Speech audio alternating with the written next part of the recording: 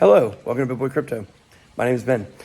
Today, guys, we are going to be discussing a lot going on out there, a lot of moving parts when it comes to FTX. I know y'all are bored with it. We got to talk about it. There's so much going on out there. It's very fascinating. And, I just continue to be astounded with as much as I know about this story, as close as we've been following it from pretty much day one. It's still just almost impossible to get your hands around what's going on. There's so many unbelievable rabbit trails to go down. But let's start by talking about something that I think is extremely fascinating that someone just sent me on Twitter. Now, what this person sent me is the price of FTT. I believe it's the weekly price of FTT. Something very interesting occurs right at the beginning of the gigantic pump of FTT, where it went all the way from $3, I think it went up to 60 or 70. I'd have to look again. I can't remember exactly where it topped out at. Maybe it was 55, but it went up dramatically when one thing happened. I'm going to be showing you guys this probably on the stream tomorrow or maybe in a video. I never know what I'm going to do, guys. What I'll tell you is the day that Gary Gensler took over as the lead of the financial policy transition team under the Biden administration, this is exactly when FTT started pumping. When FTT started pumping, and it never looked back until, of course, we got to the peak of the market, and then you had the FTX collapse. It's like this, and then as soon as Gary Gensler takes over, whoop, all the way up. You guys, Gary Gensler is the dirtiest man in politics and in the government.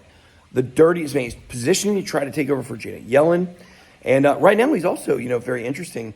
He also now is sending out letters to businesses, public businesses, or maybe private business, whatever it is. I guess public has to disclose all their investments, but so it would be private businesses, saying that if your business was affected by FTX, like you had money in there and it's hurting your business now, and your customers don't know that, you're going to have to tell them.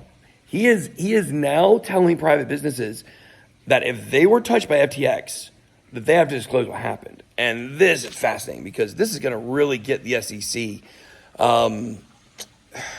just to the gills with work. Because when you start looking at companies that were affected that are private companies, and maybe public in some cases, that's a lot of work. That's a lot of digging to go through. Speaking of a lot of digging, I heard SBF tried to dig a tunnel to China, to Hong Kong, but he was denied. He also tried to leave the Bahamas and go to Dubai, but I told you that was not going to happen. Dubai won't accept him. The Bitcoin people there, the crypto people, the exchange people, the over-the-counter desks, if SBF were to go inside of Dubai, I don't think he ever comes out. I don't think we ever see him again. That'll tell you kind of what I think would occur there. Obviously, Caroline may have been kicked out of Hong Kong or Dubai potentially. That's why she's back here. But very fascinating to watch on that front. The markets, by the way, guys, I did close my trade at, it's just casual talk. Closed my trade at $17,000. Of course, Bitcoin went up to like 73. Right now, I think it's about 17,250. But I did close my trade. I wish I would have kept it open a little bit longer, not taking 100% of the profits. But I did. I made 39 point something percent, almost 40% on that trade. I actually had 5 trades so far on my new BitGet account. If you guys want to sign up for BitGet, you can sign up down below. Use responsible leverage trading, blah, blah, blah, blah. You guys know the drill. If it's your first time leverage trading, don't go 30x like some people. But the point is I had 4 losing trades in a row, ranging anywhere from 4% to 18%. And I've been trying to get my hands around our BitLab trading suite, which I'm going to get a tutorial on tomorrow from the guy who helped us create this. And so hopefully I'll be able to get a little better handle on it. But guys, you can lose trade after trade after trade. You just get that one big trade and boom. I've lost 4 out of 5 trades. Now, I don't like that. I'd like to win. And I usually do when I really focus on trading.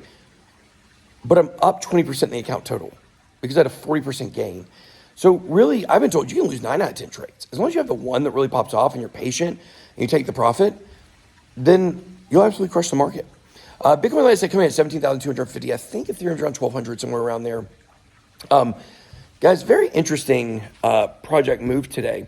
Block Stacks, or just Stacks as it's called now. It has Bitcoin, smart contract integration, a lot of cool stuff. A lot of people would say, not a lot of people, someone I talked to the other day said, it's the only other coin outside of Bitcoin that's definitely a commodity. So I thought that was interesting. But there's another project that also has integrated Bitcoin now, and that is ICP. They now have made it to where they can put, I'm still getting the language, so don't kill me on the language here, but where they can put canisters for ICP. You can put Bitcoin, I don't even know the language. There's some involving canisters and Bitcoin and integration. Basically, you can play with Bitcoin on ICP now, and it's a big deal. This was something Dominic, the founder, was telling me about when I was out there in London meeting with him a few weeks ago. He's so excited about this. Got a press release about it. Got ICP video coming next week. And guys, oh my gosh, it's so hard to know what to do with my content these days because, do you guys want coin reviews? I'm just trying to figure it out because you know what? People just kill me online so much for talking about coins. And it's like, it's crypto. But if I do a video on a specific coin, people say it's shilling. What do? I want to know down below in the comments. What do you think I should do? Do you think we should do coin reviews like we were before? And then, it's up to the responsibility of the audience to decide for themselves if they're good or not. We're not doing promotions. We're not doing paid promotions for tokens or coins ever again. But I want to know y'all's thoughts on this. I want you to drop it down in the comments, and we're going to read these and see if we can figure out what we want to do going forward. I don't like the idea of not being able to talk crypto.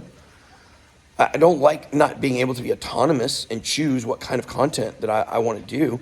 I've worked really hard to get this channel to a place where I don't have to do sponsored videos. We have some sponsors, obviously BitGet, Coin Ledger we had today, tax harvesting software. So there are some things we do to support the business, but I don't need to shill anything ever. And that's a really cool spot to be in. I love that. And I want to be able to, if ICP's got me excited right now. I love ICP. I think it's cool. The community's great. We're working with an NFT artist to raise some money for our protest, which is really cool. So that's going to be coming up soon. I got all the details on that today. It's going to be very cheap. There's going to be a lot of them, and it's going to be an easy way for people to support us. And it's going to be really cool. But, people are already like, he's shilling ICP, blah, blah. We hardly own any ICP. We have our portfolios on the channel we do on Fridays. Outside of that, we're just not heavily in alts right now. So I don't have some giant bag of ICP. It's just fascinating. I like to talk about things that are interesting to me. I've never felt better about it. I do now. I don't have to change my content based on, what's best for the channel and our business. But now it's almost like I feel like I have to base content on whatever the popular narrative towards influencers is for the day. It's really frustrating. I'm gonna be honest with you. I'm trying to, you just can't make everybody happy, but I think overall, I think it's important that we really shape the message of this channel. And what is it? We're the biggest community in crypto, guys. We are the leaders. We are the leaders in crypto. People are gonna tell you they don't wanna hear that. Blah, CoinDesk wants to make another list, leaving the largest YouTuber off for the last 3 years, their top 50 influential people. Yet when their reporters come talk to me, they fall at my feet and, please talk to us. We love it. That may be a little tongue in cheek, but, maybe not that tongue in cheek. So, just what direction you think we should go in when it comes to coins? That's what I want to know. We're never going back to 100x altcoins every day. That is never happening. But I want to know, what do you guys think the balance is, and how can I communicate, what a project is without it coming off as shilling? So let's have a conversation. Drop it down below in the chat. That's all I got. Be blessed. Go way out.